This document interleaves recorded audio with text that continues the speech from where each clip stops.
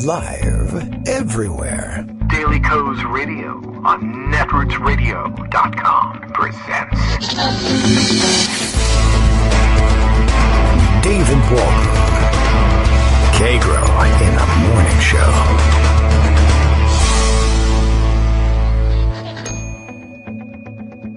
Now, here's David Waldman. Hey, good morning, everybody. How you doing? It is Thursday, February 7th, 2019. Time for yet another show. Apparently, I have a radio show. I was just sitting there comfortably in my chair, reading through a couple of articles, thinking, oh, it would be nice to read. Oh, my goodness, it's almost 9 o'clock. I sat down just briefly to make sure that everybody made the bus today. I figured I'd monitor my text account in case I got a panicked, hey, I missed the bus message, but everything seems to be okay. So I guess that means we're ready to roll. And then I ignored the rest of what I was supposed to do. It gets very comfy right around 8:55, sitting in a chair thinking you got nothing to do. But there's a show to do. And it's time to get up. The president is tweeting about something this morning. He doesn't want to be investigated. Very wise tactic, I think I saw Simon Malloy saying this morning. Very savvy of the president to tweet that he doesn't want to be investigated at all. Please leave me alone, because that'll probably motivate everybody to just drop the whole thing. And, he's very persuasive in that way. It is Thursday, and so I'm hoping everything is okay on our guest contributor front. We expect to hear from Greg Dworkin later on this morning. The raft of stories is piled up, but who knows? Maybe an icicle fell off of the roof and severed his internet connection. I don't think so. Nothing that leads me to believe that. It was a tough road to hoe yesterday, just all by myself. Doing it 2 days in a row is too much for me, so we won't have to from now on. And looks like all the stories are lined up, ready to roll. Let's see, what's this? I've got, oh, look at this. I'll have to check this one out later on. I didn't think to check my email earlier, but let's put this one aside and mark for later. Lots of stories today, including, who knows what. Oh, it looks like the Alexandria Ocasio-Cortez's Green New Deal legislation has actually been written and introduced at this point, and it's not always in final form. Well, it's rarely in final form. When things are introduced, things get marked up along the way. That's the plan. But now we can take a quick look, perhaps, at some of the write-ups about it and get some idea substantively, concretely, what is in the first draft of it.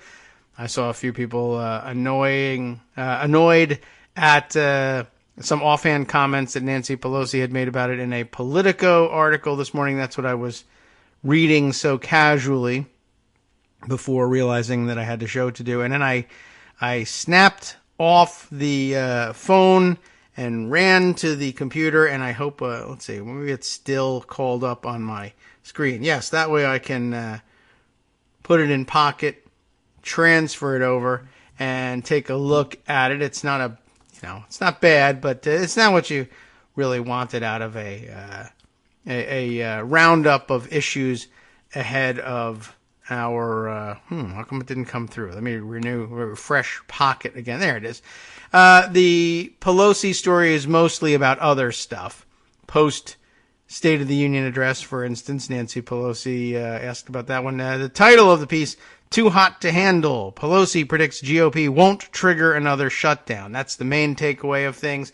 She basically is saying, yeah, the Republicans have got themselves in too tight a spot. They can't stomach another shutdown, and it's not going to happen. And presumably she also knows a bit about how negotiations are going and maybe thinks they'll actually reach a decent deal at some point. Pelosi, it says a couple paragraphs in, said she believes a bipartisan House-Senate panel negotiating on border security will come to an agreement before the February 15th funding deadline, and she pledged to support any deal that emerges from those talks, even as she remains firm that there won't be new money for Trump's wall.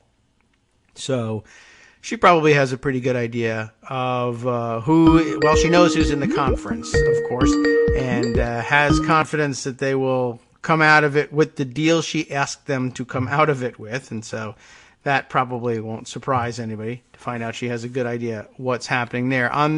Specifically on the Green New Deal thing, just to skip down a little bit because I mentioned that, and it's going to take me a while. This is how far down into the article it really is. So although this thing was being passed around as, look what she said about the Green New Deal, it's almost the last thing that comes up in the article. So Pelosi's efforts, it says here, to defend her high-profile Democratic freshmen, including AOC and Rashida Tlaib of Michigan and Ilhan Omar of Minnesota, have worked out so far all right. The freshman superstar AOC, as they call her, told NPR on Wednesday Pelosi has done a really good job so far, even as Pelosi sidestepped one of the left's top priorities, a Green New Deal. Of course, they're going to have the special climate or special panel, but not entirely dedicated to either the Green New Deal or not necessarily all on climate change either, I guess. But certainly with all issues surrounding it. It is a select committee on climate change in general. And then she makes the comment that, they wouldn't be tasked with specific Green New Deal either. That was, she said, just a suggestion. And it will be one of several or maybe many suggestions that we receive. But then she goes on to be quoted as saying, the Green Dream, or whatever they call it. Nobody knows what it is, but they're for it, right? Pelosi has long championed stronger environmental rules and described climate change as her flagship political issue. So we'll see how flagship it is. That was a little dismissive, though, to be sure, to pretend that you don't know what they were calling the thing. But all right, now we have some specifics, and we'll read up on that later. But first, Greg Dworkin, who has a raft of stories, as I mentioned earlier, unless I didn't get a look yet. Are all of them about the Green New Deal by any chance? Of course. Okay, that's good. the only thing that's happening in the entire country. That is right. I mean, it's pretty important, and we're boiling over, but some other stuff is going on. Let's take a look. Now I can open up my Skype. Okay. Actually, I led off with that Too Hot to Handle piece because there was something else in it that I really wanted to pick up on. Well, that's a good thing you're here, then. Let's pick up on it. You covered it. Oh. But the other piece is not just defending the freshmen, but defending Adam Schiff, because that's really where the focus was for me when I was looking at this. Good. Pelosi also defended Congress's oversight authority and rejected Trump's suggestion Tuesday night that investigations could hurt the economy and prevent legislative cooperation. Rhetoric Pelosi called an all-out threat. Yes. That was she had harsh words with Trump after he attacked House Intelligence Committee Adam Schiff as a partisan hack who's just trying to build a name for himself. When Trump makes an assault on Mr. Schiff and congressional responsibility for oversight, he's making an assault on the Constitution of the United States.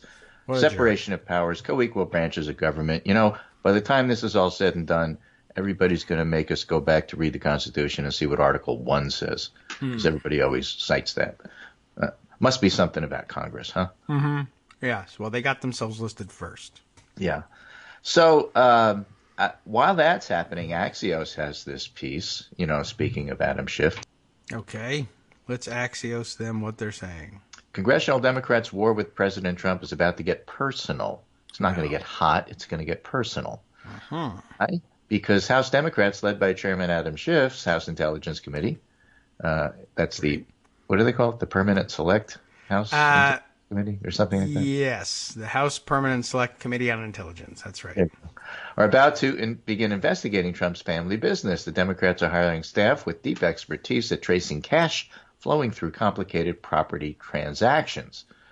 So maybe what happens is that as the Mueller probe winds down, the House Intelligence Committee just hires those people. Yeah, that'd be a good place for them to move. Do you have an idea what they're looking at? Yeah. So why does it matter? Democrats are marching across the red line Trump drew for special counsel Robert Mueller. Remember back in the day, he said, don't look at my family. Right. And Mueller said, yeah, well, whatever. Now we want to. Representative Erica Swalwell of California, a senior Democrat on the House Intelligence Committee, laid down the marker to Axios last night after the committee deliberated behind closed doors earlier in the day. We are going to take an MRI to any Russian financing the Trump organization and the president may have had, but we're not going to be so naive to assume he's faithful to the Russians. There may have been other countries who have tried to financially influence him. Certainly. So all of the, and I think you had tweeted just before the show, a little piece about money laundering and using Trump Tower to dump money. Oh, yeah. Right. I mean, there's a lot to look out there. There is. That one was about the Trump Tower in Chicago. If you need to launder money in Chicago, you go there. It's the local exchange. There's a place. This piece in Forbes, again, highlights that one part of the State of the Union that was driving this conversation. The one tragic flaw in President Trump's State of the Union by Victor Lipman writes about management. Okay, and he says if there's going to be peace and legislation, there cannot be war and investigation. When all is said and done, that's the line people will remember. I guess that was by design, but not. Pelosi and Schiff took it as a threat, but this guy says beyond the teleprompter calls for unity and predictable fears over immigration, this is the one line in President Trump's State of the Union last night that most stirred people. I'll get back to that because that's not quite correct. It stirred people on the left. It stirred people in the middle. But what stirred people on the right really was his abortion rhetoric. Anyway, it has a nice poetic ring to it, but a tragically flawed logic underlying it. Too much form over content is always a dangerous trade-off. Okay. If this is going to be peace and legislation, said Lawrence Tribe, there cannot be war and investigation. That's a ridiculous threat. It equates the search for truth with war. That's deeply wrong, and it's un-American. And this management consultant says, it is the logic of kings, of emperors, of czars. You can't investigate me. I'm above investigation, no matter that Congress has oversight responsibility. And that's really the bottom line to all of this. As Schiff and the Democrats start in earnest to do their jobs, Trump gets more and more panicked about it. No one was doing this job before. And if they were doing any job at all, it was working for Trump under Devin Nunes. And, these guys are from the other team, and they're going to do things. It's going to happen. So just to give you an example of this, Trump was tweeting this morning, as he tends to do. He says, so now Congressman Adam Schiff announces after having found zero Russian collusion that he's going to be looking at every aspect of my life, both financial and personal, even though there's no reason to be doing so. Never happened before. Well, that's because it never had a crook like you in office before. Unlimited presidential harassment. The Dems and their committees are going nuts. The Republicans never did this to President Obama. That's because he wasn't a crook and a con man like you were. And he wasn't stealing money, and he didn't run afoul of emoluments thing, and he really tried to have no scandals, unlike you, Mr. President. There would be no time left to run government. I hear other committee heads will do the same thing, even stealing people who work at the White House, a continuation of the witch hunt. Presidential harassment. It should never be allowed to happen again. Okay. So he's spending his morning tweeting this because, of course, he has 60% executive time for each day. Right. That's true. So it's not to do this. But, clearly the whole concept of investigating him is getting under his skin. Here's one of the lead stories in the Washington Post this morning. Trump lashes out as Democrats step up inquiries of president and administration. And again, it's a reminder that we may or may not see in the form that we think we're going to a Mueller report. He may do speaking indictments. Some of this may be farmed out to SDNY and other places where things can get looked at. The state of New York itself, not federal, can look at a lot of Trump's business activities because it was based in New York. And the House committees can actually start doing their job and doing some of this publicly. Yes. And so all of that is coming together, and it's gotten to the point where there's so many different investigations going on, Trump really can't stop them all. Right. His fingers are too small for that. And his people are too incompetent. Yes, right. In combination, that's very bad. So, if all of this, really starts to happen, then Trump's going to be spending a whole lot of his time in totally defensive posture. And, of course, that's one of the reasons why he spent so much time in the State of the Union, which was, a throwback to his convention speech, his acceptance speech, a dark speech about how the country will be destroyed unless you elect him, and only he can fix things. Yeah, okay. And the middle of the State of the Union, we ought to be nice to each other, and this is all about America and Infrastructure Week. And by the way, Democrats kill babies, and they allow people to come across the border and kill you while you're sleeping, and only I can stop it. That's basically was the State of the Union part. And because his most loyal base and the people who desert him the least are evangelicals, he spent a good deal of time talking about abortion to remind them that no matter what I did, this is why you elected me. Abortion judges. Yeah. Okay. Well, I guess he did a good job politically for the only base he could possibly salvage. And they loved it. And if you talk to even sane Republicans like Michael Steele, the ex-chairman, he said, well, I talked to my Republican friends, and they all loved the speech. Well, if you're evangelical and that's your issue, you did, because there's a whole bunch of it right in the middle of the speech where you could hear it. Yes. Now, as is often the case with these things, the people who watched were Republicans. This had, according to CNN, one of the most partisan viewing publics that they could measure going back to 2001. But it was Republicans who were watching it, and it was Republicans who liked it. And that was his point, and that's what he tried to do. So in that sense, you could call the speech a success. If you want to get yourself reelected or unite the country, not so much. Well, who cares about that stuff? Well, he cares about the first, not the second. Oh. Yeah. All right. Maybe. Now, I was worried that this was going to be one of those, oh, my God, he finally pivoted. This is the night he became president kind of stuff. There was actually none of that. Well, that's good. But there was the, oh, my gosh, this is really going to play well with his base stuff. And even bringing up, as some people did, even Chuck Todd. Yeah. But the base isn't 50%. How do you win with 50%?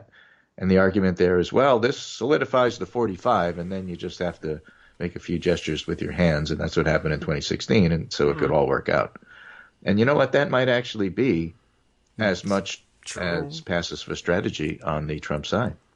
Yeah. I mean, they can't be thinking everyone loves. He's thinking everyone loves me, but the strategists can't really. Garrett keeps telling him that. Yeah. Well, and they're right. I mean, it's really, if you hold on to 45, if you really have 45% of the voting universe there, and then I guess you can wave your hands around and get 5%. People forget, so it's possible. Well, not only forget, a lot of people don't even pay attention. Right, sure. So maybe their first introduction to Donald Trump is president. Is that so? Oh, that's interesting. Yeah, I hadn't heard that.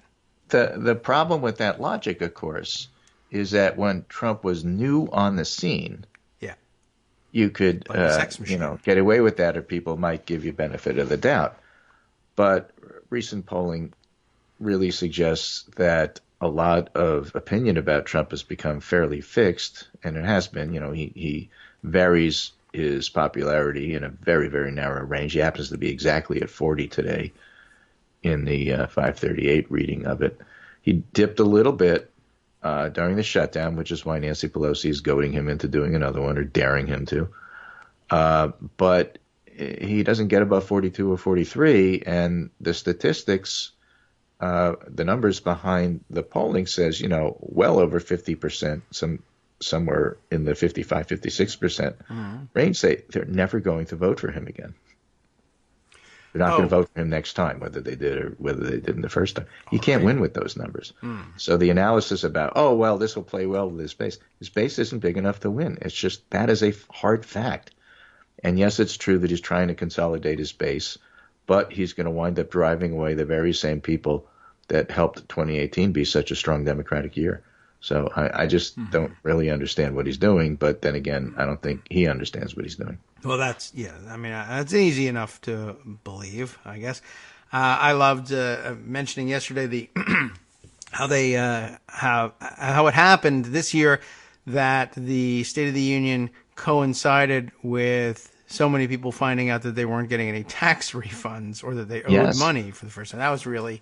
There's quite a bit on Twitter about individuals saying, you promised me a tax, cut, and I apparently I owe money now. Yeah, You that's weird. son of a bitch. I mean, it's getting people upset. And, some of it is their own fault. I mean, certainly people who say, I voted for you and now I got to take, well, that is your fault. You voted for him.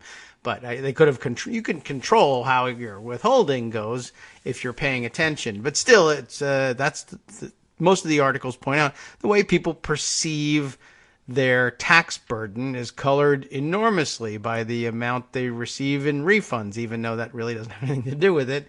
But hey, that's reality, and they really didn't think this through. No. Well, that's probably the epitaph for the entire experiment with Trump. Right. So in the moments really before, we have a few minutes, but in the minutes before our first break, I want to turn to a really interesting new website, The Bulwark. Now, this is where a lot of the Weekly Standard refugees fled to.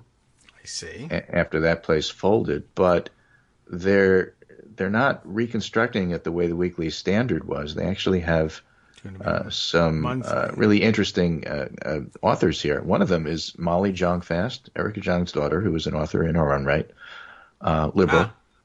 Okay.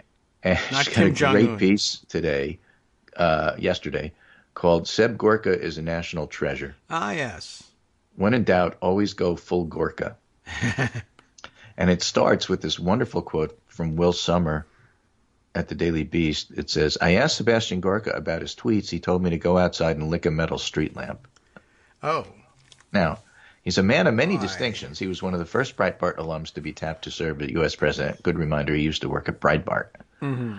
The first deputy assistant to a president to also be a fugitive from justice in a foreign country. That was, I think, over having a firearm. I think. Was that the one?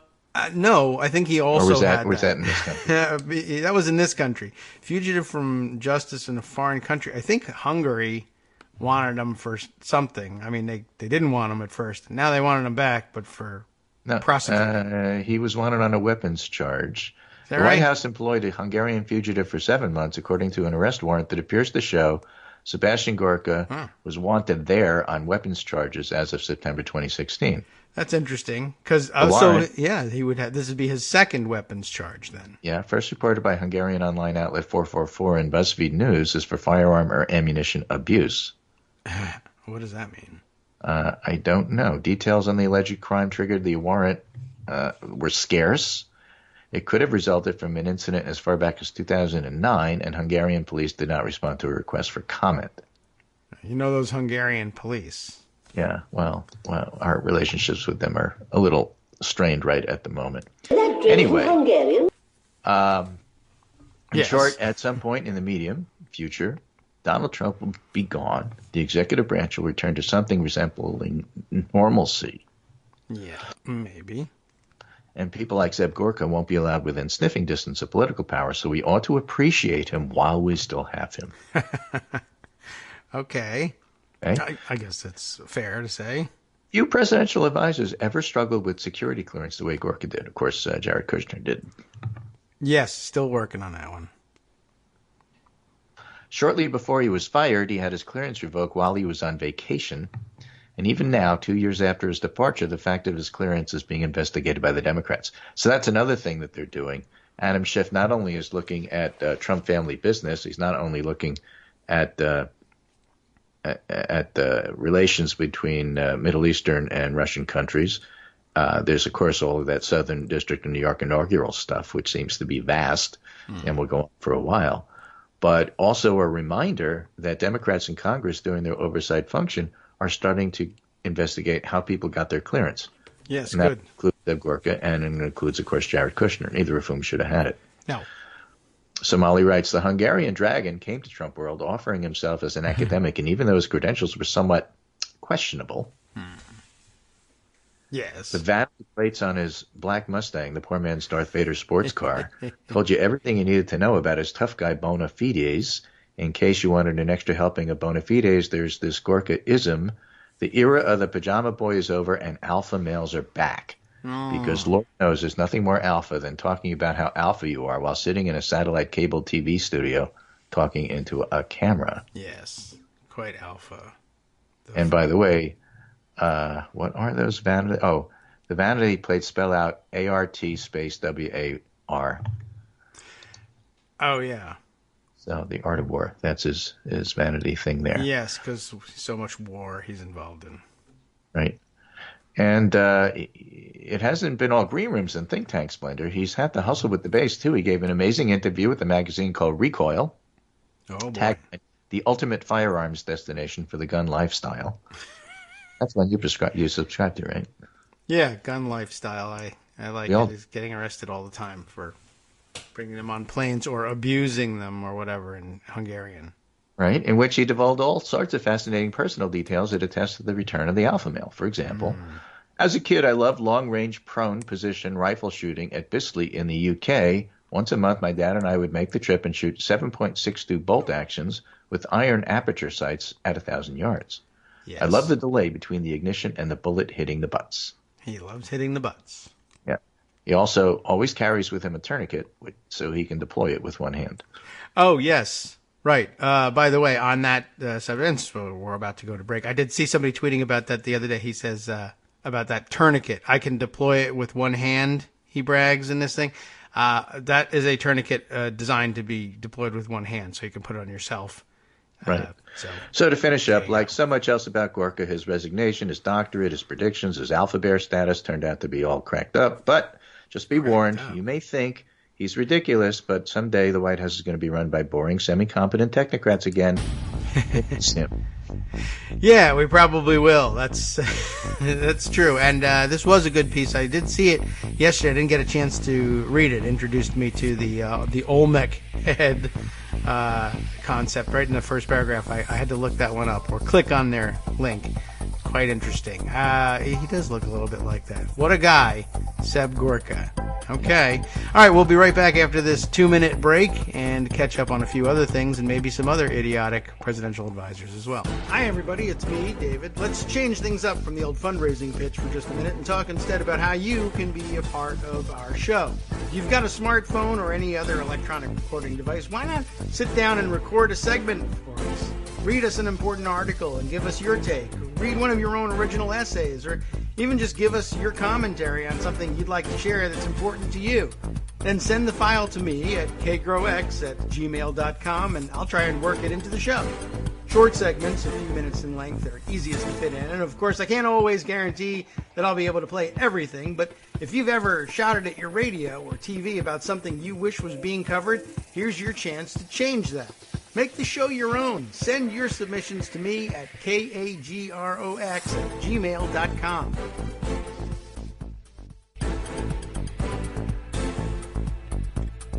Welcome back now to the Kagro in the Morning Show here on Roots Radio. We can continue on with, I think we're done with Gorka. I've been done with Gorka for a very long time. I wanted to just throw out there that it was Susan Shorn who had noted that and tweeted that he, quoting the part, he always carries with him a CAT tourniquet, and I can deploy it with one hand. And she says, I also carry one. Ever since Campus Carry went into effect at my workplace, they are designed for one-handed application. He might as well brag about how fast he can fasten his Velcro sneakers. So, just to give you some idea of what that might really be about. Well, right. When you're an alpha male. Yes, right. One-handed alpha male. Whatever women like that say doesn't matter. I guess that's probably true. Well, he's a good one-handed operator. All right. Very strange. So, turning to... and the reason we're turning to this is like Virginia's too depressing to talk about. I know so many good people in Virginia. I am so sorry. But don't worry about it. The whole place is still a mess, and there doesn't seem to be any quick resolution to where all of this is going. Although it has led me to look around a little bit. And in case you were thinking Virginia was somehow, I'm sure it's more than average got this problem, but as it turns out, it's now tying Florida. That's how bad it is. Well, I found an awful lot of examples in the last couple of years, and including this year of, look at this, blackface at a college fraternity in 2019, California, in Ohio, in this one, and it's kind of all over the place, and it's one of those things we forget about. It's maybe a regional story at most, but kids are getting booted out of colleges and college organizations for blackface on the regular, as it turns out, and not just in the South. It is a huge and systemic problem. I am not without certain question. Yeah. So we shouldn't forget that. Not that this is any better. Like, okay, we're going to have to deal with this. But in case you were thinking this never happened in my state, it probably did. Well, yeah. And at the same time, there is nothing wrong with holding politicians to a higher standard than, oh, my God, you too. Yes. It's just, don't think your kids never saw it or that it never happened at your school or anything like that. Be open to the possibility that it did, and we thank you for not being able to bring it to mind because you never did it. That's great. You're off the hook. I'm not blaming you for what happens at your school. I'm just saying keep an eye on people. They all do weird of course, things. Also a reminder that while it may be the governor and the attorney general who were dealing with their blackface in the past issues, the middle guy, the guy who is first in line for governor, is not dealing with that, is dealing with a Me Too accusation of sexual assault. Right. And that was spelled out in excruciating detail yesterday by the woman who came forward, Dr. Vanessa Tyson, who's an associate professor of politics and Black history, expert of Black history of Scripps in California. And the political science community has really rallied to her defense. Oh, okay. So there are many people that know her and have worked with her. I can't speak to that because I don't, but they do. And so the lieutenant governor is in a very difficult situation at the moment. Yeah, as well. Another thing that we sort of thought, oh my goodness, how come this is happening among so many politicians or movie moguls? And then we found out, it's happening among everybody, everywhere, all the time. So right. I guess I'm saying, again, you got keep an eye on everybody. You never know who's doing what. Mm-hmm. It's all absolutely true. So it's going to have to sort itself out, but these are, all of them are pretty serious charges. They're all different from each other, but nonetheless, it's really hard to see how it just goes away. And that was the original hope with Northam, is that somehow or other it would all just go away. And I don't think it's going to be that simple. Okay. Well, that's true. That's true. We're going to be sitting on this one for a while. Okay. All right. So I think maybe we need another couple of days to get more information about what's going on. I don't see how, frankly, any of them survive. But, it's gotten to the point where you have to game out who goes first. Otherwise, you end up with a Republican as governor. It's a procedure question. Yeah. And so as the Washington Post sums it up, Virginia's 3 leaders engulfed in turmoil with herring disclosure from college days. I just really don't know what more to say about it, except that it's a mess. Yes, that's true. I have something more to say about it, but I'll save it for later so we can say other things. Okay. How about that? In the meantime, we've got more information about how the Democratic field is shaping up. This one is from Perry Bacon Jr. from 538. Will there be a moderate lane in the 2020 Democratic primary? Democratic moderates actually may be too different from each other to vote as a bloc. And he goes through a lot of the survey information about who defines themselves as a center-left or a moderate. And he says, however you define it, and he mixed ideological identity-based cultural and economic issues above intentionally as moderate and centrist or squishy labels. But a meaningful portion of the Democratic Party falls in that bucket. But here's the catch. It's not totally clear if the party's moderates can form a distinct coalition. For example, the way black voters did for Obama in 2008 and for Clinton in 2016, or young people for Obama in 2008 and Bernie in 2016.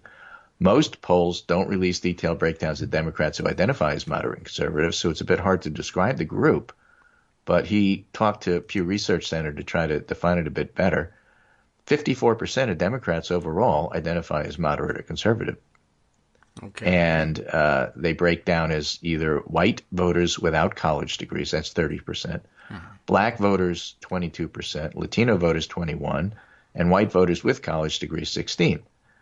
And Perry Bacon goes on to say that's a very complicated bloc to unify around a single candidate. The obvious reason is the demographic differences. So black moderates in, say, Mississippi and white moderates in West Virginia may not be that much alike. And they may have totally different political preferences. Yeah, that's true. They're not all at soccer games with their kids or whatever. So in 2016, for example, moderate and conservative voters represented half the electorate in both those states.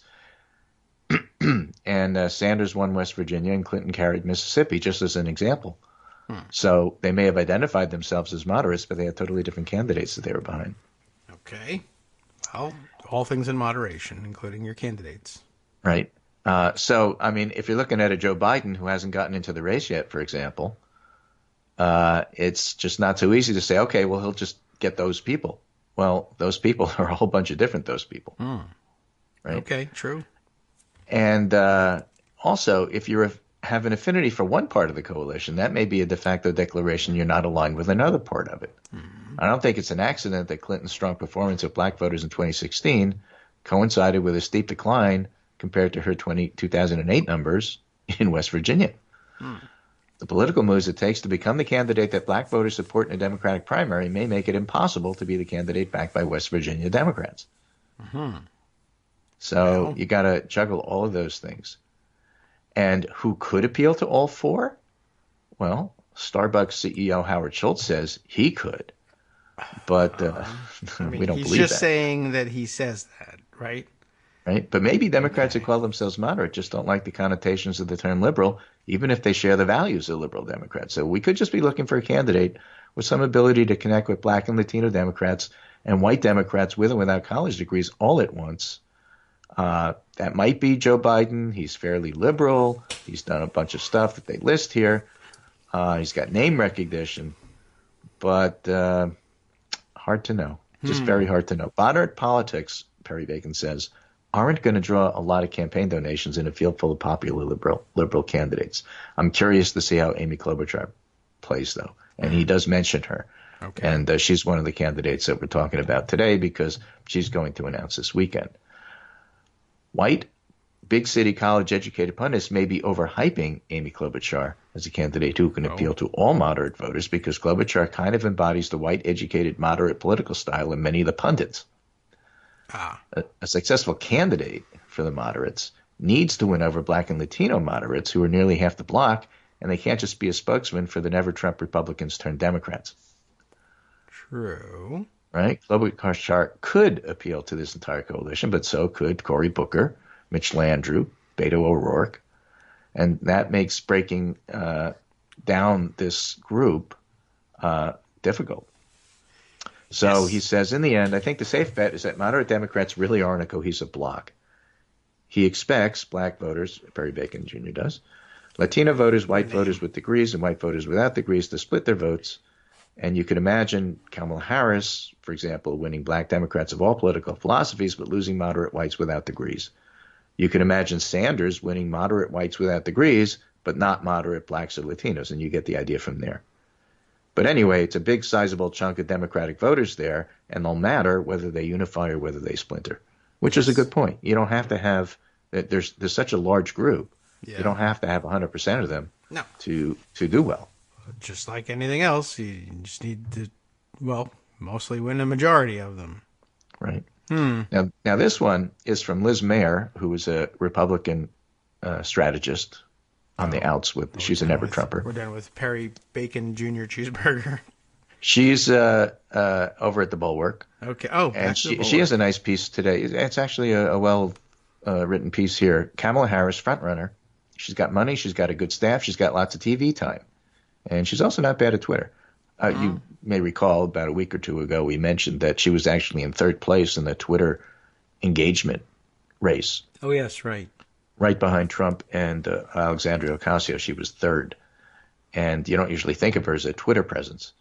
But she's got that covered. And as Liz Mayer points out, she's got plenty of money. She's got a very experienced campaign staff that the insiders are noticing. She's doing very well in terms of whether it's her advisors or her own instincts with TV time, whether it's a town meeting on CNN or making the rounds on Good Morning America and such. She's getting political exposure. I see. So's Howard Schultz, but, for different reasons. He's rich and he's friends with the people who own the networks. But Harris is getting herself out there. So she's got that. And that's one of the reasons why she raised so much money when she announced. She's got a great social media presence, as we mentioned. Yes, critics, particularly concerned trolling MAGA types, will say the Democratic Party shouldn't and isn't going to bite on an Obama redux. But the fact is, Obama won the presidency twice. This is coming from Republican eyes. Created a blueprint that can potentially be followed again. And Democrats want the White House back bad enough. They may not want to get super creative in forging a pathway to get to it. All right. If the playbook worked, then play it. The Harris-Obama comparison only goes so far.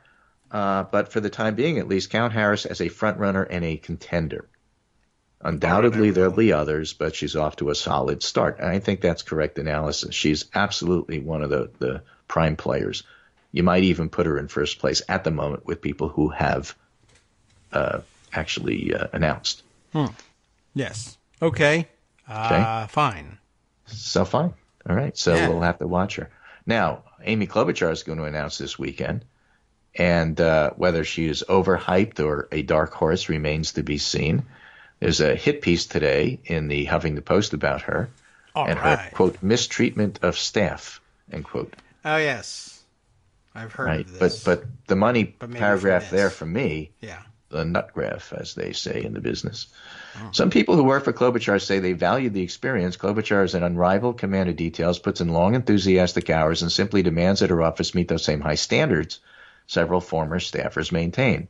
Okay. Those employees describe working for her as a challenge, but an exhilarating one that caused them to grow and perform their best work. The question whether former co-workers who thought she was abusive are falling for sexist stereotypes about female leaders with high standards.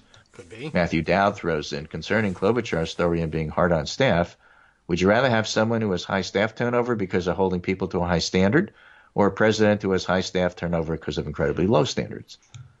I would rather have the high standards. Yay. Well, that would be Klobuchar and not Trump. Oh, okay. Tom Nichols throws in, I'm rolling my eyes at this HuffPost story on Klobuchar. Sounds like the kind of boss I wouldn't want to work for, but by Hill standards, this is pretty weak stuff. I'm curious why it was even published, and I'm assuming that's because other candidates really don't want her to be in the race stealing their money and attention. So they sort of did an oppo-dump, is my guess. Okay. I mean, that's one of the lamest ones I've heard so far. If you're gonna go her with that, staff says she makes us work hard. Throw things. Yeah, if she throws things, that's a nice change. Screams, makes you scoop up her dog's poop. Let me hear about it. Right. But yeah. So it'll be interesting. I think she's going to be a strong candidate. So we'll see how that works out. Now, whether she gets the votes of the Democratic voters who are going to be voting in caucuses and primaries, that remains to be seen. And then, of course, the third candidate that was a lot in the news in the last couple of days is Elizabeth Warren. I personally am not so high on Warren as a candidate just because I think she has a lot of awkward stuff that just makes her not presidential material. I mean, I think there's a lot of people on the Democratic side who accept that Hillary's emails are overblown, but don't want to go through a whole, oh my God, are we going to talk about this every day thing? Yeah. And that's going to hurt her. Well, they're trying mightily to do it, certainly. Yeah, they are trying story. Mightily, and they're going to continue. And that it's going to be, if she were the candidate, it would be true every single day from now to the election. It turns out her policies are terrific. Then again, don't forget the standard thing to do in Democratic primaries is to steal your opponent's best ideas. True also. And by the end of it, they become yours. Right. And so Obama did it, Hillary did it, everybody does it. In the end, you could say, all right, well, we nominated somebody else, but Elizabeth Warren created all the ideas. All right. Yeah. That's good. She might. What if she was secretary of some we're going to make her secretary of ideas and have a new cabinet. Trump's cabinet is completely useless. It's secretary of grifting. Right. So we're going to do secretary of ideas. Or she's stays in the Senate and has more and more ideas and can vote for all of them, and the secretary of whatever can steal the ideas. Yeah. Absolutely. So that works too. I'm not saying that she's not going to be the candidate, or you shouldn't vote for her, or you shouldn't support her.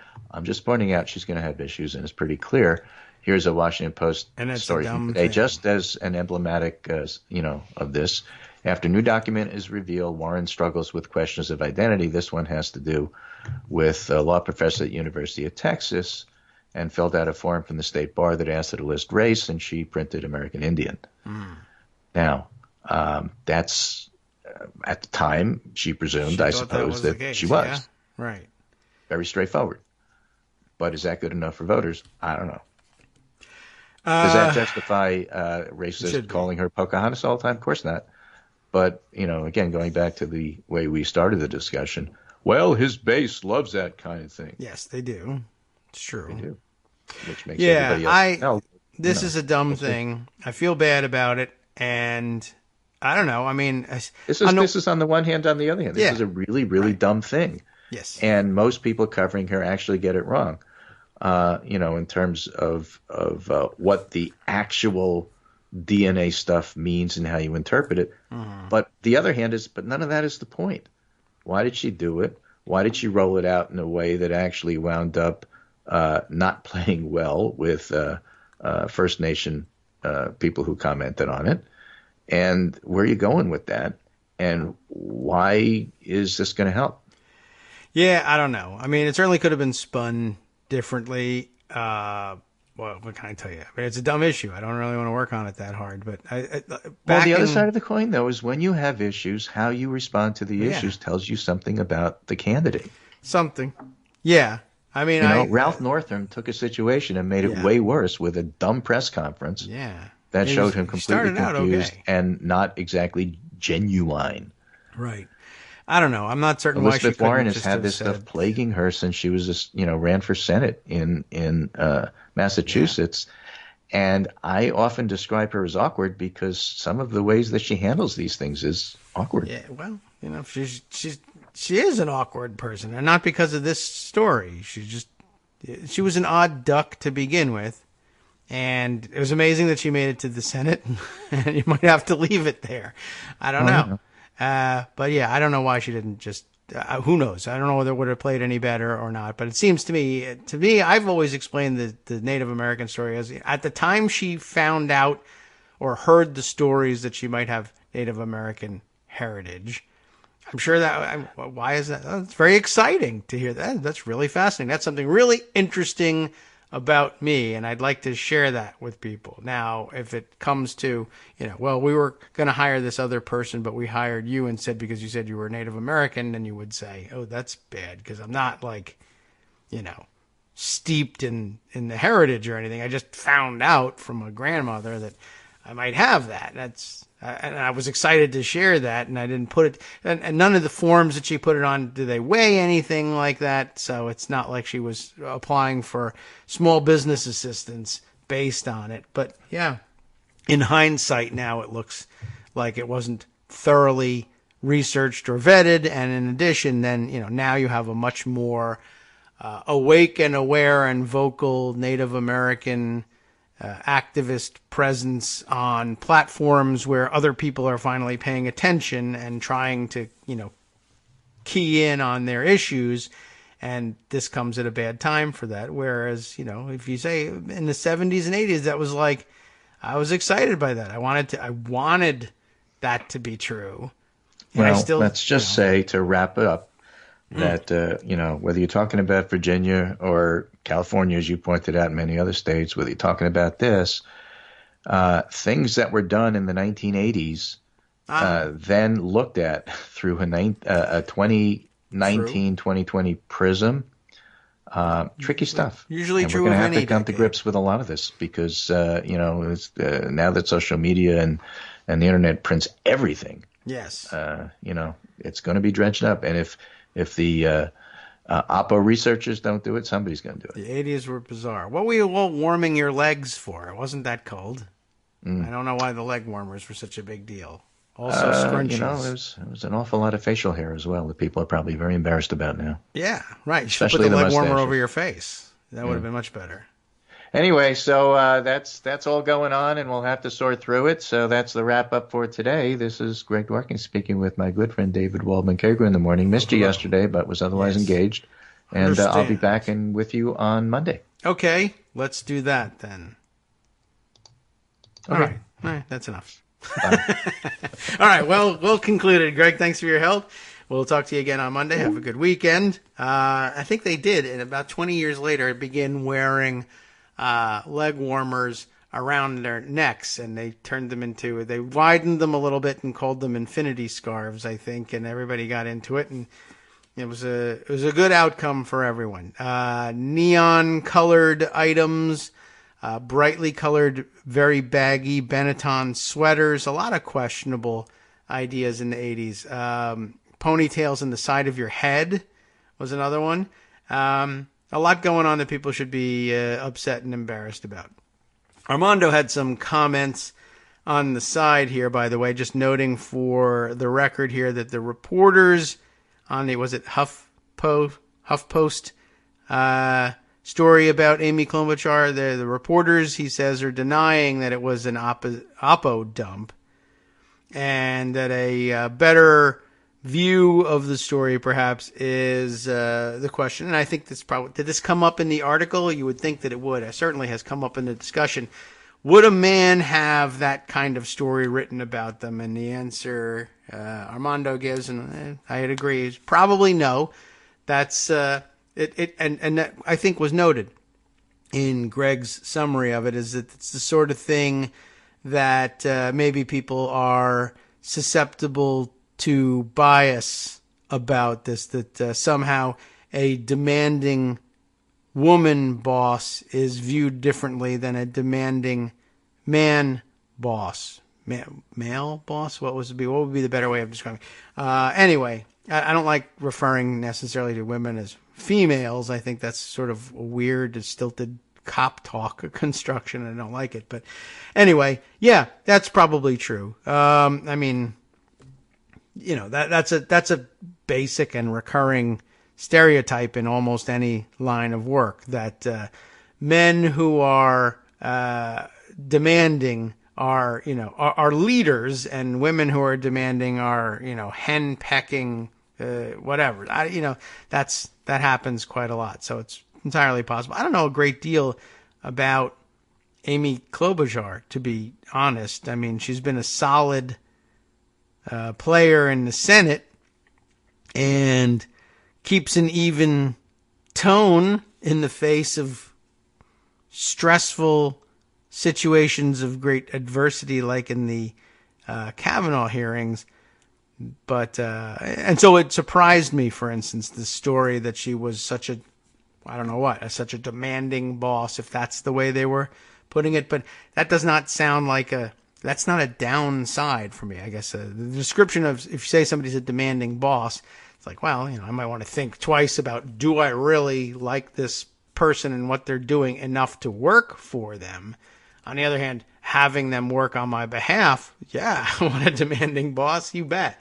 Do I want to put up with it as my own boss? I'm going to have to know a little bit more about her in order for that to happen, but it's not going to, because I'm not going to work on any campaign, most likely, and the chances of my being called to the White House and going are very low, to say the least. Okay, let's see. Where do we want to go from here?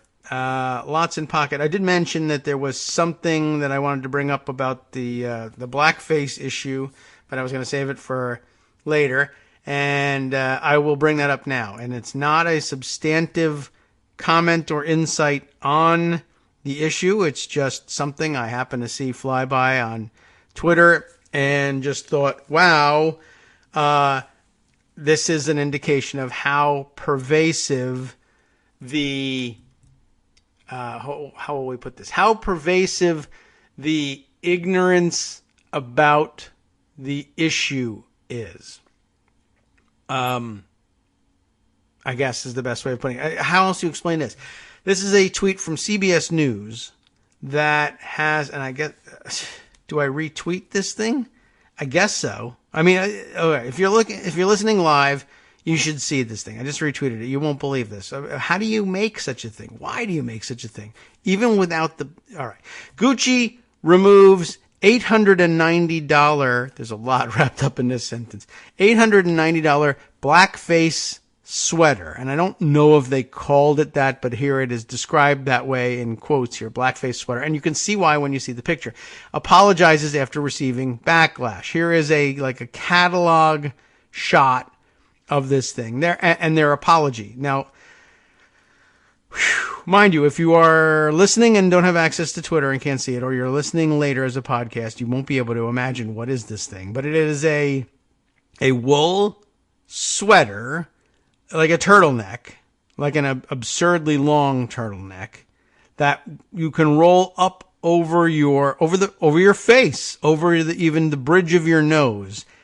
And of course it has a cutout for your mouth because it's not a Bazooka Joe sweater. It's all right. And so got a cutout for the mouth, but around the mouth. Here's the thing. It's a black sweater.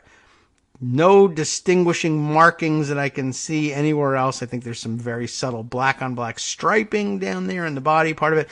The neck, plain black, except around where the hole for your mouth is, like a ski mask type hole for your mouth, are big red wool woven lips. Big giant red lips. Enormous red lips. Like all the stupid racist caricatures that they used to draw all the time, and this is one of the big problems, like with American history about blackface, all over commercial goods, etc. They would do this all the time. There's no reason in the world for Gucci to put this thing out. Layer 1. What the hell are you doing? Are you crazy? Layer 2. Who needs this product, by the way? A wool balaclava sweater is not even an item that people need. And then 3, $890, but you're Gucci and you think you can get away with it. Their apology, is, golly, that was a bad idea. We've removed it from our inventory. We consider diversity to be a fundamental value, all the niceties and everything. But how that even got designed, forget whether the person's racist or not. Like, I thought you were a fashion place. Why did you do this? It's horrific looking.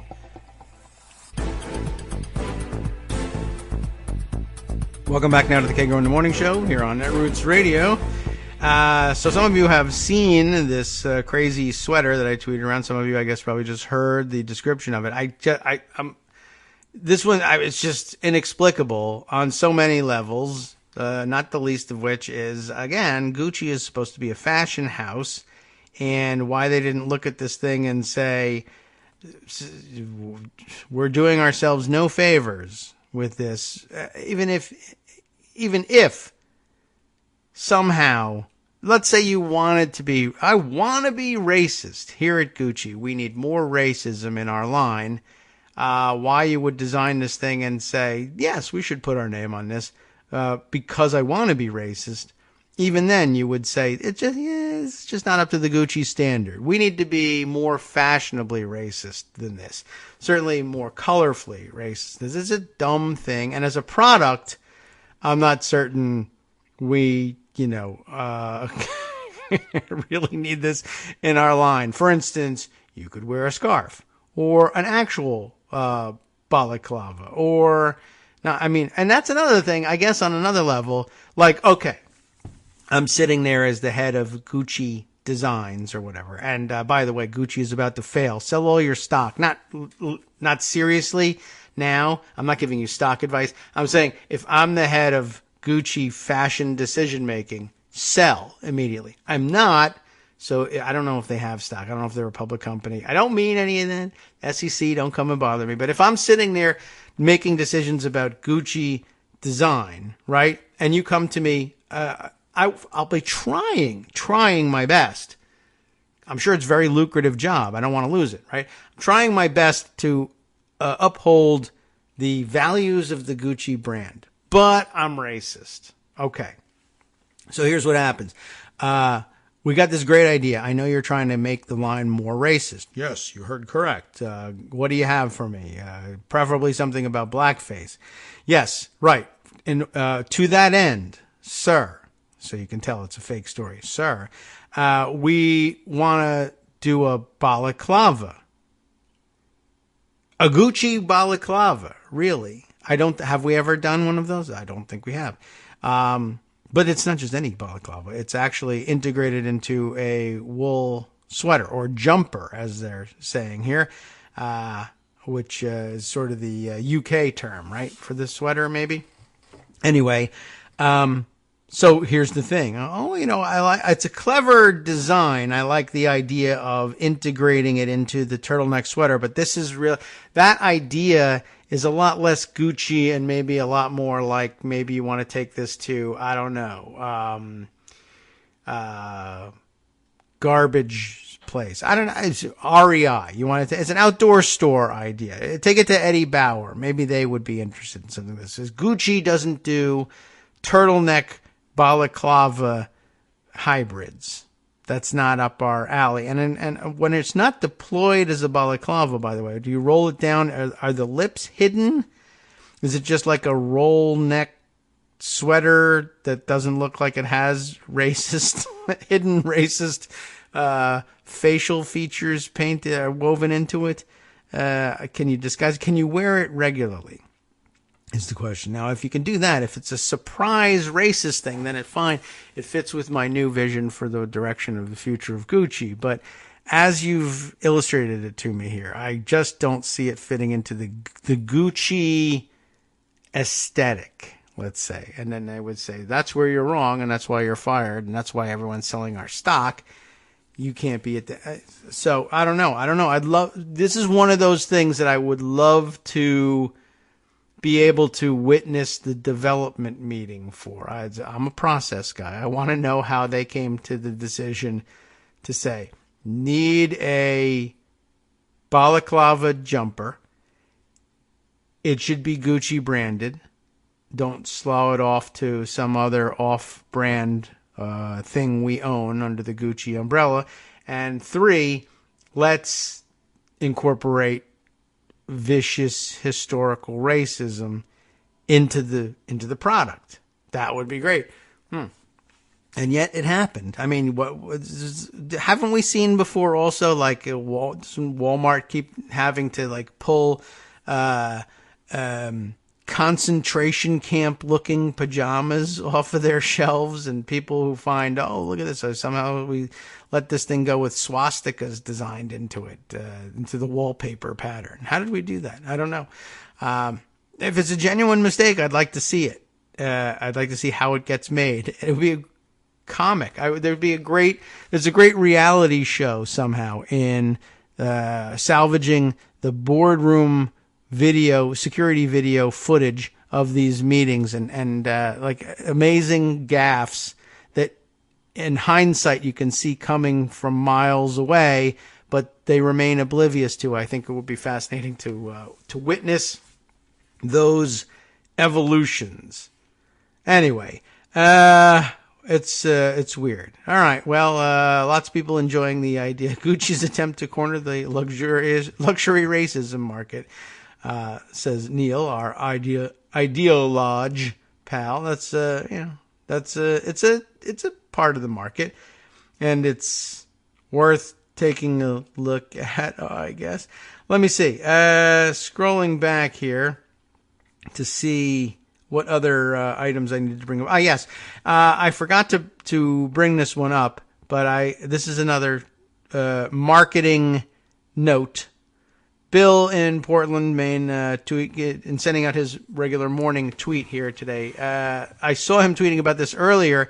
I'm excited as he is, I think, about the idea of the rollout of the officially approved underwear emoji, which means we can use that on Twitter now. Although every once in a while I find that on the phone, all the more unusual emojis just come out as question marks in a box for me, and then I'm curious about what people are using. I have to go on to the laptop to figure out what the emoji really is. But an underwear emoji seems long overdue, so I want to join Bill in celebrating the release there.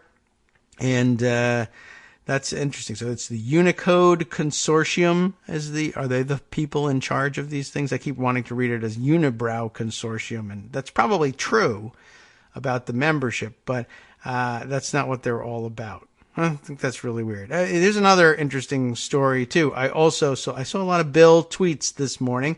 That's the way my mornings go. You should try it. It's fantastic. I did see him also tweeting about that weird story about Cindy McCain reporting to police in the Phoenix airport her suspicions about something that she had witnessed, which she thought might be indicative of human trafficking. And apparently she went on at some point to insist to the press that, yes, she actually helped bust a human trafficking situation. Let me find that story. It was in the Daily Beast, the one that Bill was pointing to. And it was kind of weird. Phoenix police, though, refute Cindy McCain's story of human trafficking at the airport. Phoenix police on Wednesday disputed Cindy McCain's account of human trafficking at an Arizona airport. McCain had told local news station KTAR on Monday that she intervened at Sky Harbor International Airport last week when she spotted a woman with a child of a, quote, different ethnicity, unquote. And so this goes from a story of brave Cindy McCain, heroine in saving a child from a human trafficking situation, to, oh dear, old-fashioned, possibly, racist Cindy McCain intervening in a family situation in which parent and child are of different race, and not realizing, yeah, that can happen in America or elsewhere, anywhere in the entire world, because humans, whatever.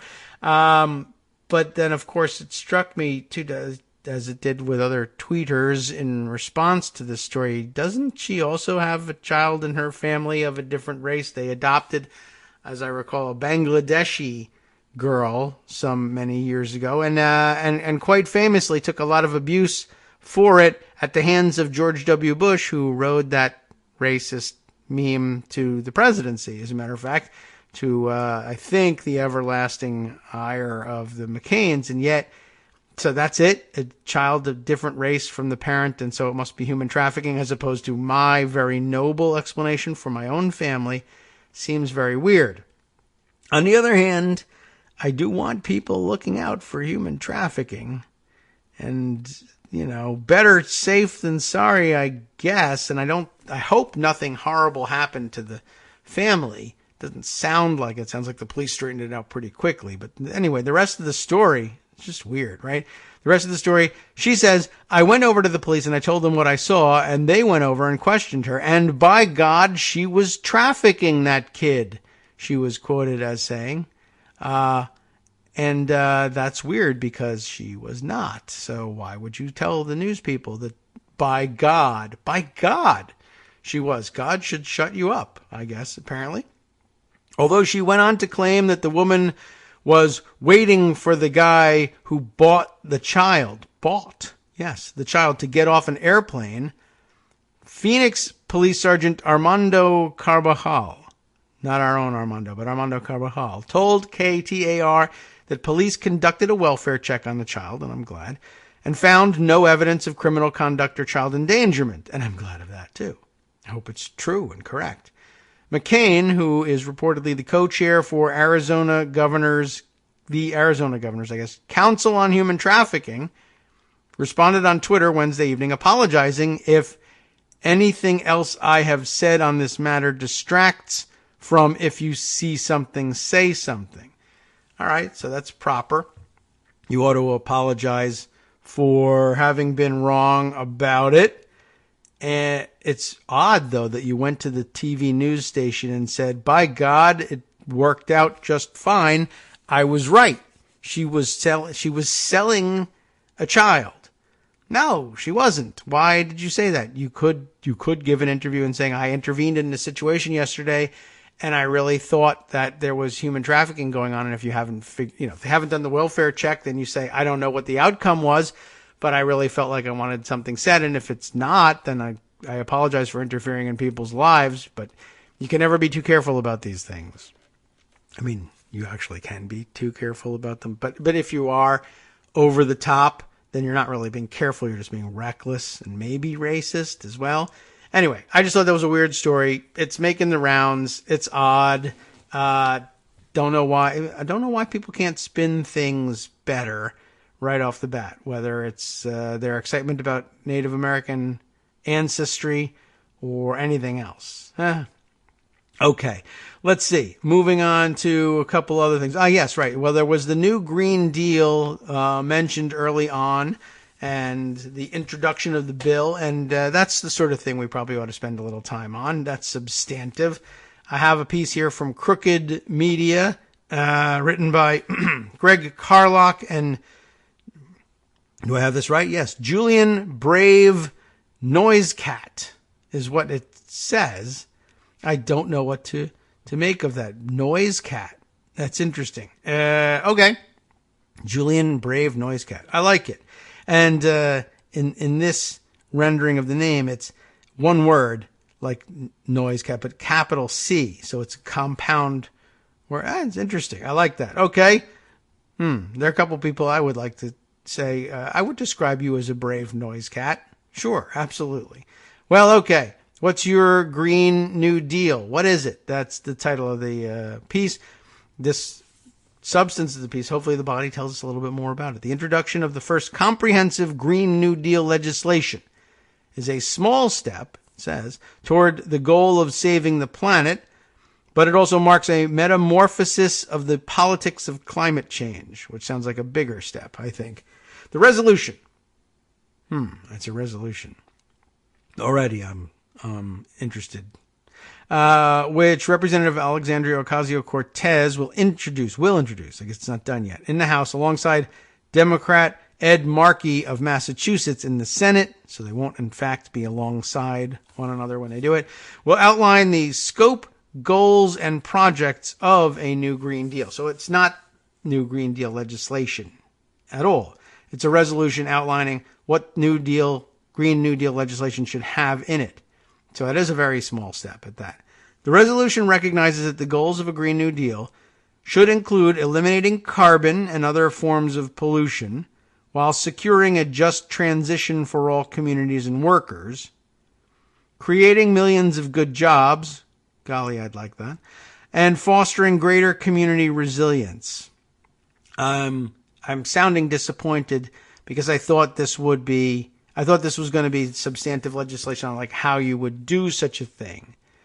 But that, honestly, introducing it at this point would be enormously surprising. And not very telling in terms of how the thing would come out in the end. Any such legislation will be modified enormously through the committee process and the amendment process, sure. But I guess, this is not an unreasonable way to start, right? You start out with, well, here's the outline of what do I mean when I say Green New Deal? Because everybody has a different idea about it. Well, I'm going to write it down, memorialize it in a resolution, introduce it. I don't know if it's extraordinarily important that it be taken up, debated, or passed. But when you're in Congress, the way you memorialize things is write it down and print it somewhere. And I guess the congressional record is as good as any other place to put it. All right, so more outlines. The resolution proposes a 10-year mobilization that includes 100% clean and renewable power.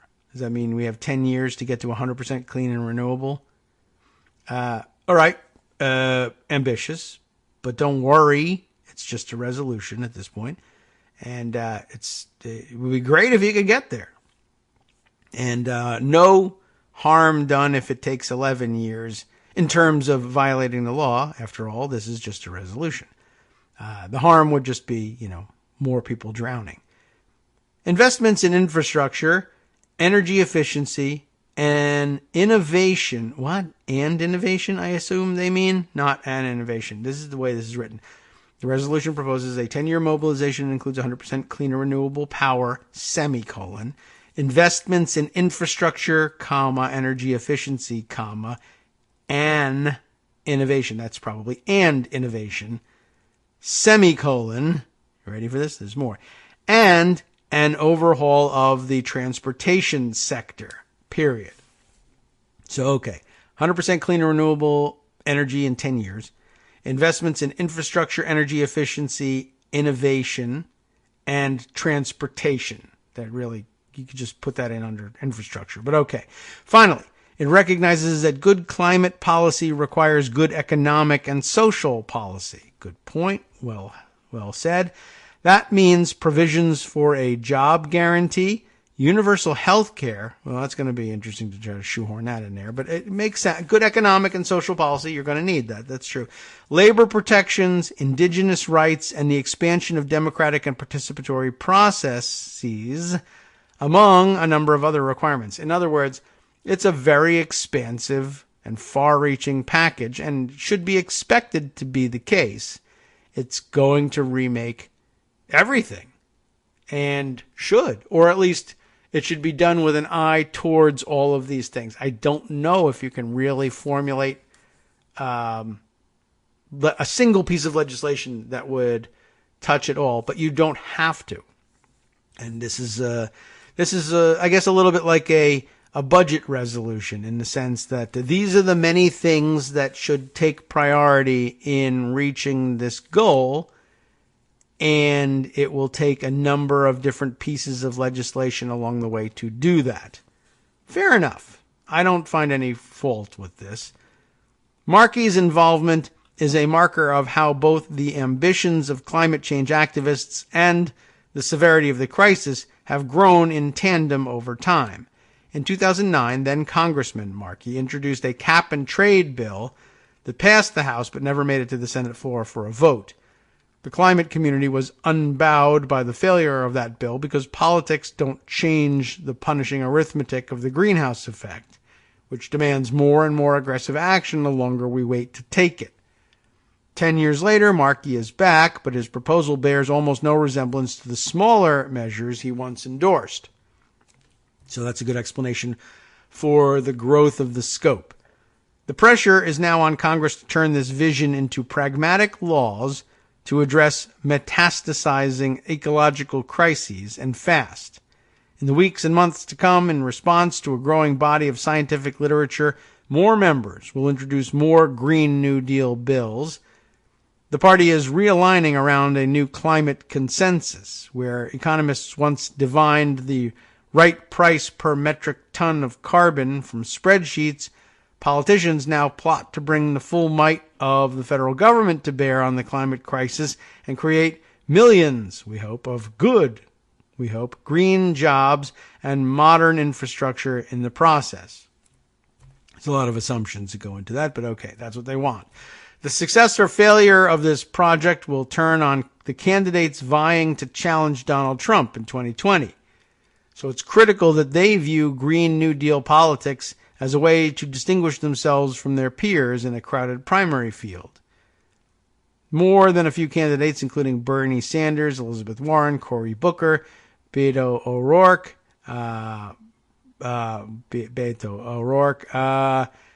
Kamala Harris, Julian, does he say Julian? I'm not really sure. Castro, I got to get more familiar with the way he pronounces his name. Kirsten Gillibrand and Mike Bloomberg, all of these, have taken their cues from Sunrise and are already voicing support for Rooseveltian approaches, interesting, to climate change. Governor Jay Inslee of Washington even says he will make climate his top priority if he joins the race. The resolution, drafted by leaders in the progressive movement, I don't know who, but we'll take their word for it, is a benchmark. It gives campaigners a substantive organizing hook to hold candidates accountable so they can't tap into the Green New Deal zeitgeist without embracing the actual goals outlined in the resolution. That is, unless, of course, a competing such resolution might be introduced by someone else. I guess you could always do that. But politics is more than just draft legislation. Candidates need to talk about the Green New Deal and how to implement it in a way that resonates with the public. And if the history of cap and trade is any indication, our political leaders will mess this up if they only understand the Green New Deal as a hodgepodge of legislative provisions. Here are 5 rules for Democratic candidates who want to win and avoid getting dunked on when they campaign on a Green New Deal. This is setting itself up as extraordinarily authoritative, isn't it? First, talk it up. Any serious Democratic candidate must signal that mustering the full force of the U.S. government and economy to respond to the climate crisis is not only a moral imperative, but a top priority in line with universal health care, a fair minimum wage, anti-corruption, criminal justice reform, and voting rights. Okay. For too long, Congress and the federal government have advanced incremental changes that do not match the scale and urgency of the climate crisis. A Green New Deal is the bold economic mobilization that science tells us is required to eliminate fossil fuels and other pollutants from our economy by mid-century. Falling short of that goal commits us to a world of greater economic, social, and environmental insecurity. Building a legislative consensus will take time and effort, but it will never happen if the eventual Democratic nominee doesn't adopt a strong climate agenda and prime the party to take swift action when progressive forces regain governing power, hopefully in 2021. Next up, bring it home. The climate crisis, pollution, and social inequality touch every aspect of our economy and people's lives, yet the impacts are often as scary to some as the policies to solve them are to others. Candidates should portray a Green New Deal as an engine of American prosperity, a project whose tangible benefits will generate immeasurable ambition, rather than try to outmode opponents by setting lofty goals and aggressive deadlines as if tackling climate change were like homework or dieting. I get the idea. You frame it as growing the economy with this particular type of effort and these particular types of jobs. Candidates and opinion makers can do this by describing a Green New Deal as a remedy for personal and local issues that people experience every day. Air and water pollution and high energy costs in low-income and minority communities, mass transit inadequacies, congestion and sprawl in urban and suburban communities, stagnating economic growth and shrinking union jobs set against dwindling wildlife and agricultural yields in rural communities. The loss of culture and community by encroaching sea levels in coastal towns and aggressive expansion of fossil fuel industries on public and indigenous lands. A Green New Deal will fundamentally change how we use energy, technology, land, air, and water in the public interest. The industries that fueled the previous American century are now the industries that threaten our continued existence. Champions of a Green New Deal must give people confidence that this transformation is not only possible, but will put America on a path toward greater well-being, environmental stewardship, technological innovation, and industrial reinvigoration, and will create green, family-supporting union jobs and a modern, climate-resilient society. The Green New Deal is a vision for a just, sustainable, fair, and secure life. Sounds nice. I'll take it. Next up, it's the economy. We've learned that we can't keep these conversations confined to the environmental space anymore. That's a good point. I'm glad this comes up. The economic system that brings us pollution, environmental degradation, and the climate crisis is the same system that breeds income and wealth inequality and racial injustice. If the issues are linked, the solutions should be too. I mean, there is the possibility hanging out there. You could probably, an alternative strategy, which would not sit well with the environmental activists who formulated this idea, but a legitimate, if perhaps unwise, strategy in terms of fulfilling greater goals across the coalition would be to say, well, wealthy people are able to make things happen in this country. We want this to happen, but they only make things happen if they feel like they are going to profit enormously from their happening. So we could construct a thing that basically says all the profit-taking remains in the hands of the enormously wealthy, and so therefore you will underwrite it and you will not stand in the way of it, and you might actually get this thing accomplished. But Morally speaking, that's not the way you want to approach it, and it's not in keeping with the values of the people who have designed the ecological components of the Green New Deal. It's an interesting choice. I wonder if, theoretically, if you somehow posed them just as a thought exercise, if you could implement all of the elements that would save us in terms of the fate of the earth, but rich people had to get richer and poor people had to get poorer in order to implement it, would you do it? It's a tough question. It might not be worth doing. Hi, it's me, David Waldman, your host for Kagro in the Morning, with a brand new interruption, though it's still aimed at saying thank you to all of you who are supporters of the show. We've made a lot of progress. When we first started this campaign, fewer than 1 in 25 regular listeners were donating to help keep us on the air, and now that's down to about 1 in 15, but we've got a long way to go. Remember, it won't take much. Our average monthly donation is currently about $7. For which you're getting 2 hours of great news and entertainment 5 days a week. What's that, 70 cents an hour? That's a pretty good deal. But as a wage, well, I think Democrats would be against that. But if we all put our 70 cents together, or even half of us, that'd really be something. And my kids could go to college. Now, that's not all on you, but remember, patreon.com, Patreon.com, is there to make it easy. You can find us there by searching Kagro X, or David Waldman, or Kagro in the Morning, or even Daily Coast Radio in their search box, and you'll be right there where you need to be to make easy, recurring monthly contributions to support our show. Once again, thanks so much for your continuing support. Welcome back now to the Kagro in the Morning Show here on Netroots Radio. We'll continue with this. That was an interesting question posed before the break. And I don't know how it gets answered. Certainly no one would be comfortable, I think, inside of the coalition answering the question, yes, I would allow the rich to get richer and the poor to get poorer in exchange for saving the planet. But I have to believe that some people would actually answer it that way. And think, we'll address, we can address the economic inequality perhaps later. I don't know how you would do it. We have not been very successful in doing it so far. And if the rich, who are now way too rich as it is, get even richer, and the poor, who are now way too poor, get even poorer, I don't know if it's even something we can address. But the planet will be here, and we can give it a shot versus, well, we'll all die together, but without compounding the inequality any further, at least through legislation, or our legislation anyway. I don't know if that's a very attractive choice either.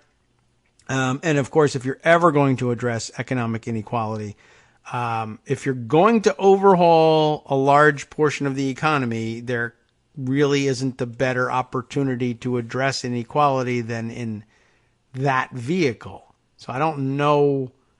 I mean, you can do it without paying attention to that, but I don't know why you would try. I guess if you can convince people of the necessity of the overhaul for ecological reasons, then I suppose, I guess if the ecological imperative is so undeniable, then I guess you have to say, well, I would love to get richer, and I don't really care whether or not people get poorer along the way, although some people will enjoy that aspect of it as well. It's all for naught if the planet melts, although I just think that there are so many people who think that they can escape the consequences of climate change with their money that you might not be able to convince them to go along. And I guess there's one other thought, I guess, that went along with all of this, and it gets it's just a variant of the same, I suppose. It escapes me now. But I guess it's just, there will be some people who think it's impossible to do both. There will be some people who think it's only possible if you try, to do it with, by getting the buy-in of rich people, by offering them the opportunity of getting even richer. And, I don't know. And I suppose also, I guess the reason that all of these issues are integrated is it may not be possible to make the rich richer, never mind what happens to the poor, without further damaging the environment, the kind of activity that would bring about recovery in the climate and in the environment is incompatible with individual wealth extraction. I'm not positive that that's the case, though. Anyway, I guess we'll just move on. I want to hear more about the outlines of things so we can better understand it. Let's see. So as we concluded the first paragraph of the economy section here, if the issues are linked, the solution should be too, right? The climate crisis is an economic crisis. At its core, a Green New Deal is an economic stimulus intended to create millions of livable wage and family-supporting jobs, though that isn't necessarily a part of every kind of economic stimulus. You can do it without that, but would you want to? It's designed to create millions of livable wage and family-supporting jobs, grow the economy, and redefine meaningful work and opportunity. We will have to build and manufacture our way out of this crisis with new energy and water infrastructure, new buildings and retrofit projects, and new technology. The Green New Deal of the 21st century should support and revive the labor movement, that would be nice, that helped build America and sustain democracy in the 20th century. The climate crisis is a social justice crisis. It's a racial justice crisis. It's a gender crisis. Indigenous peoples, communities of color, low-income families, migrants, and women around the world suffer the worst impacts of pollution and the climate crisis. Defining a Green New Deal should be an inclusive, transparent, and democratic process that considers the priorities of environmental and social justice groups, and it should be rooted in a just transition for workers and frontline communities most impacted by the climate crisis and the shift away from fossil fuels. The Green New Deal is a broad economic renewal founded on sustainability, democracy, and justice to create a system that works for all. It's very flighty, I think, or soaring rhetoric, let's say, not flighty.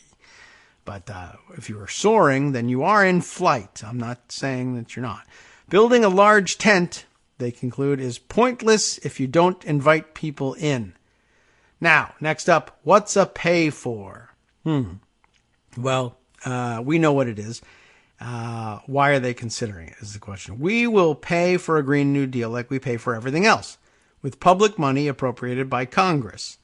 We must reject the false assertion that we have to find each dollar before we spend it. That's not how federal budgeting actually works, and it's definitely not how Congress thinks about tax cuts, defense spending, or financial bailouts. Weather-related disasters have cost the U.S. over $350 billion in just the past 2 years. Putting climate policy in a straitjacket of austerity will ultimately rob public coffers of the trillions of dollars that will be required for adaptation and recovery over the next few decades. A carbon price, such as a tax fee or a cap and trade system, should not be the centerpiece of any Green New Deal and is not needed to fund it.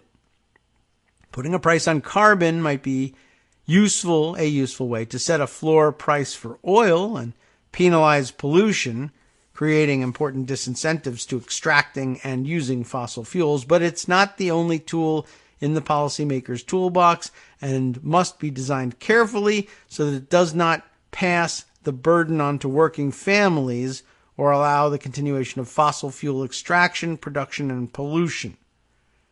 The original New Deal created the foundation upon which America thrived after World War II.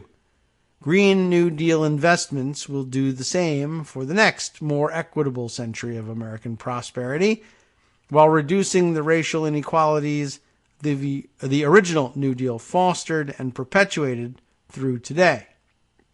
Next up, play up the popularity. If one thing is clear, so far it's not, but it's that a Green New Deal is popular. Okay.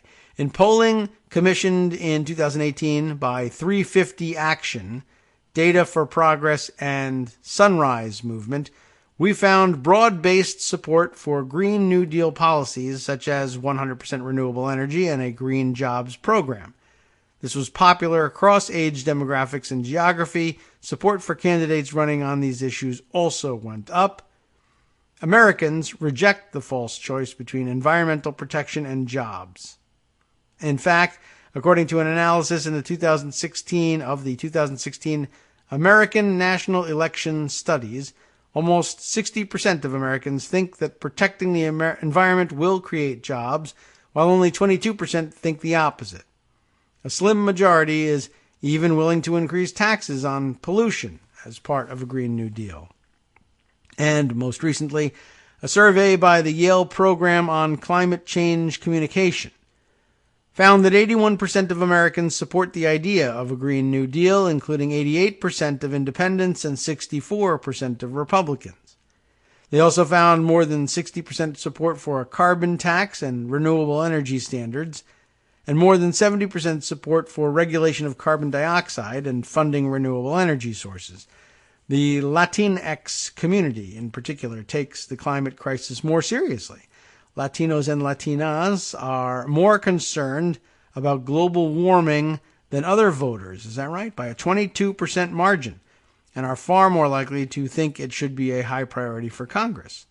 The data shows the Green New Deal has broad support, particularly among demographics that will be key to winning back the White House in 2020. And lastly here, an unavoidable conversation. The climate crisis is the greatest collective action problem in the history of humankind. It is an avoidable disaster with an unavoidable remedy.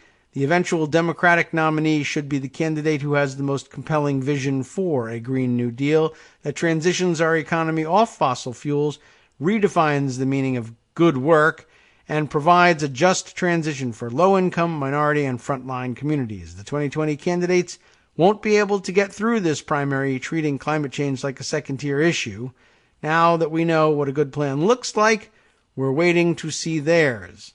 And here at the end, a description of who are the folks who have written this article. And it will be necessary given, I think, some of the assumptions that are made in the piece. And they're not bad assumptions, but they are clearly assumptions. Gary Carlock is a Washington, D.C.-based researcher in climate action policy and Green New Deal research director at Data for Progress, which explains the praise for Data for Progress in the piece. The views expressed here do not reflect those of World Resources Institute, whatever that means. Now, the more interesting part, Julian Brave Noisecat, policy analyst at 350.org, which explains the praise for their work in here, correspondent at Real America with Jorge Ramos, and freelance writer whose work has appeared in The Guardian, The Nation, The Paris Review, and many other publications. I was hoping I would get an explanation for the provenance of the name, but I didn't. But that's okay. You don't owe me an explanation. I just find it intriguing. That's okay, too. All right. Well, I'm glad we read through that, and now we have some idea of the parameters, although there's a lot of questions left. And like I said, I think the idea of outlining it in a resolution stating the goals is a good opening move. It doesn't tell us precisely what's going to happen or even precisely what's likely to be proposed. And it's a little, let's say, unformed on the question of jobs. Like, well, we're just going to do that. There's going to be great new jobs that are awesome and are great for previously marginalized communities. Well, I hope so.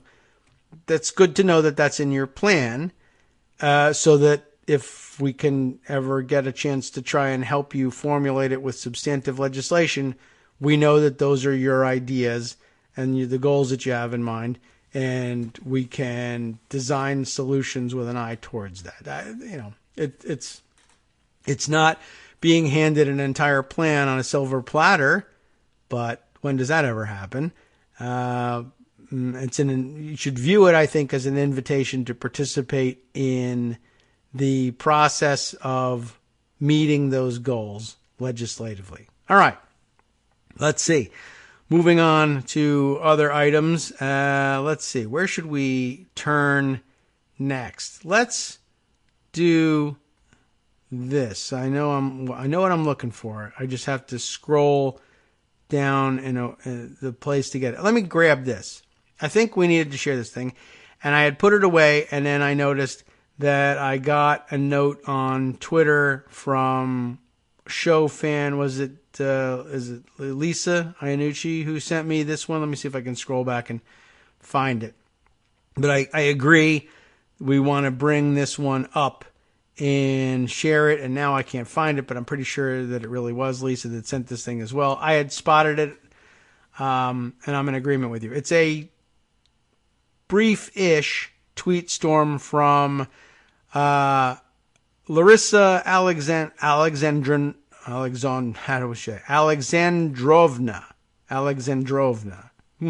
A name we've struggled with in the past. A journalist who I think we probably read another tweet storm of hers, and somebody with a great interest in what's going on in the Trump-Russia front. She herself identifying as Ukrainian American. I think we struggled with the name the last time, and we landed on that after a little while.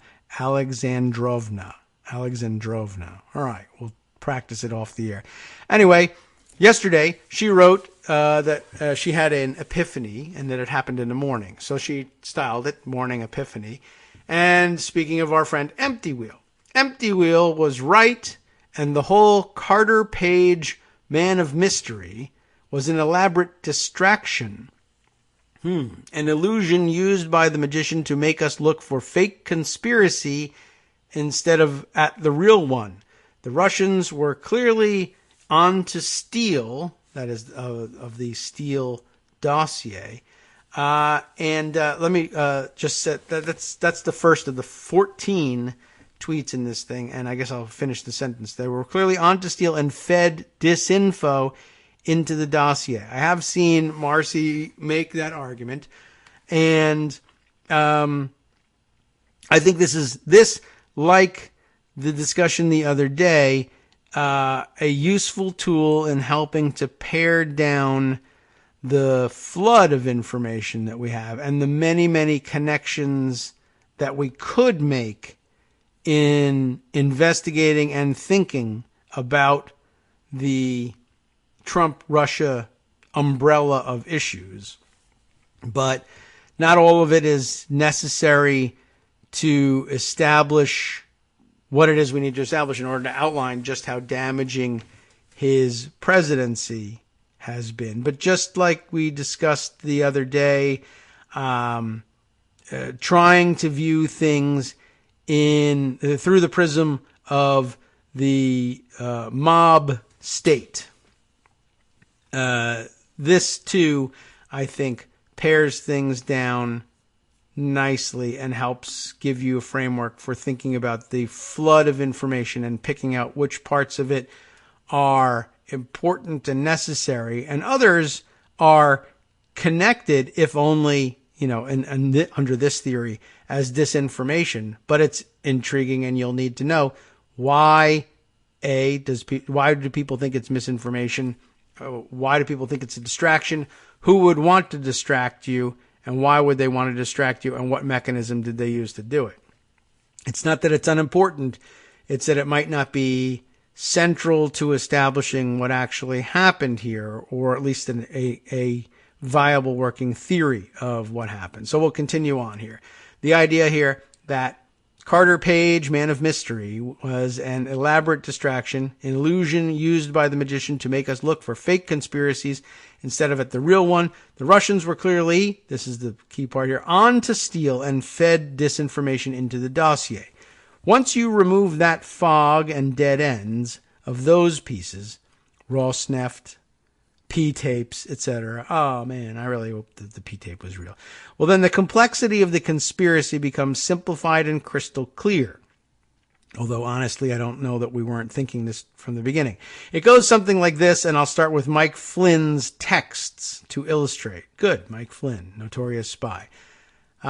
Next text. Next tweet. Mike has been putting everything in place for us. Copson, I don't know who that is actually, told the informant, according to Cummings. This is going to make a lot of wealthy people. And she links here to a Guardian piece, which is entitled, Flynn texted during inauguration to suggest Russia sanctions would end. Democrat, says, and here we fill in some of the blanks now that we know who we're talking about. Former National Security Advisor Flynn texted his ex-business partner about nuclear power plan. Remember, we keep talking about that one. Requiring lifting of sanctions, Elijah Cummings writes. That's the Cummings we're talking about here. All right. So, Copson, I guess, is the business partner, told the informant, according to Cummings. So Mike has been putting everything in place for us. This is going to make a lot of wealthy people. That's the whole point, she continues. It was never about espionage. This one I dispute a little bit. It was never about espionage. It was all about money. Trump had one job, to lift sanctions when he became POTUS. Once the sanctions were lifted, every corrupt bastard in his orbit was going to make a lot of money. That is true. I understand that to be the case. I guess the only dispute I have is when they say it was never about espionage. It was about money. A lot of espionage is about money. I would venture to say that probably most people recruited as assets by hostile foreign powers aren't recruited because of their love for the other actor, but are recruited because of their financial need or wants, and they're offered the solution in the form of money. All they have to do is conduct the espionage, but they're not doing it because they're necessarily true believers in the ideologies they're serving. They're just interested in getting money. I don't think you can separate things that are all about money from what is espionage. But I also don't think that's critical to the point here. It's a side issue. I think that there's plenty of room for reversing yourself entirely, if you felt like it, and agreeing with that point 100%, and then the rest of the theory is still solid. So let's continue with it. Trump did not need to be involved or even know of each separate conspiracy and each criminal undertaking. Flynn, and parenthetically she lists Flynn's nuclear plant, Manafort's payoff to Deripaska, etc. He had his own bribe, Trump Tower Moscow, and he needed it because once again he was near bankruptcy. A deal was made, this is the big theory, in which he would make a lot of money and all he had to do was run for POTUS. He would be helped along the way. He did not need to be read into how he would be helped, but he knew there was help and where it came from.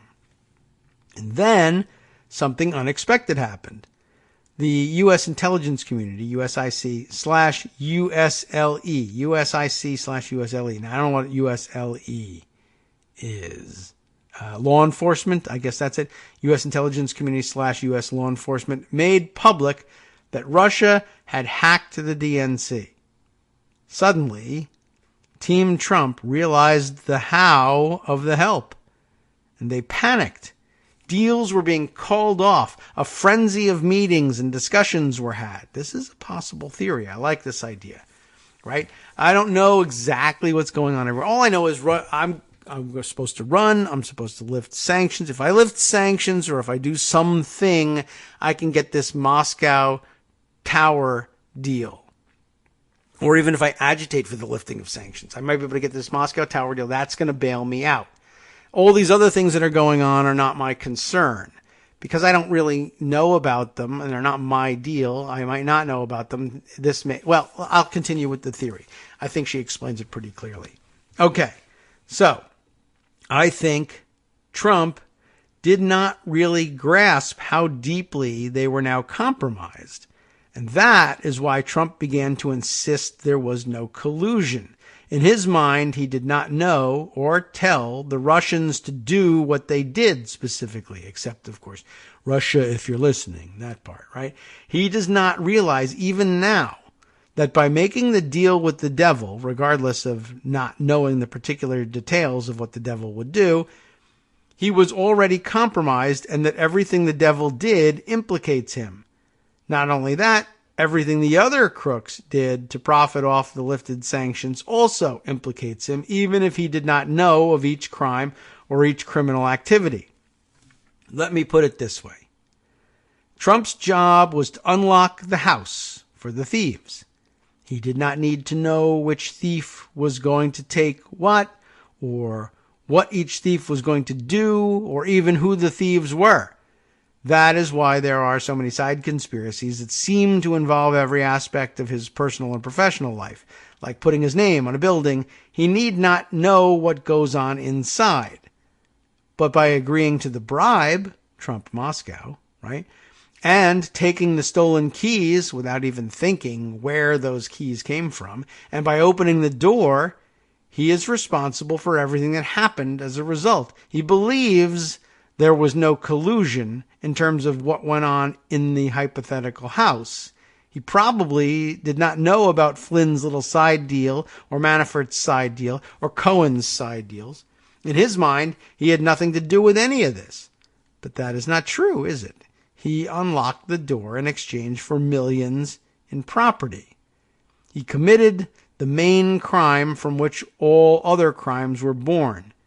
I woke up this morning marveling at the elegant simplicity of all this. It really is about the money and just the money. I really think he hoped to lose the election once things got real, in my humble opinion. And then a 15th P.S. Think about it. Even Brody got in on the crookery and started selling access and policy.